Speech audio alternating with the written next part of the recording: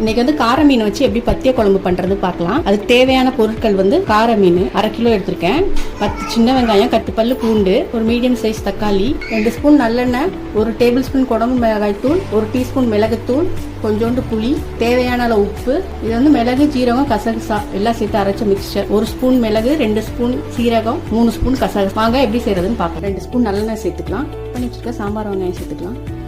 இப்போ இதெல்லாம் கருவேப்பிலை சேர்த்துக்கலாம். இப்போ வெங்காயம் பாதி வதங்கின உடனே ஒரு தக்காளி சேர்த்துக்கலாம். இப்போ இதில் 10 பல் பூண்டு இடிச்சு வச்சுருக்கோம், அதையும் சேர்த்துக்கலாம். இப்போ இதில் அரைச்சி வச்சுருக்க மசாலா சேர்த்துக்கலாம்.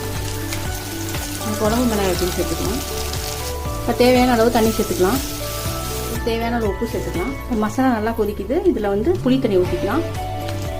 பச்சை வாசனை போயிடுச்சு. இப்போ நம்ம மீன் இதில் சேர்த்துக்கலாம். வந்து பெற்றவங்க, பிரெக்னென்ட் லேடிஸ் எல்லாமே சாப்பிடலாம். உடம்புக்கு நல்லதாக இருக்கும். மீன் நல்லா வெந்ததுக்கப்புறம் தேவையான அளவு மிளகுத்தூள் சேர்த்துக்கலாம். கொத்தமல்லி சேர்த்து அதை ஆஃப் பண்ணிடலாம்.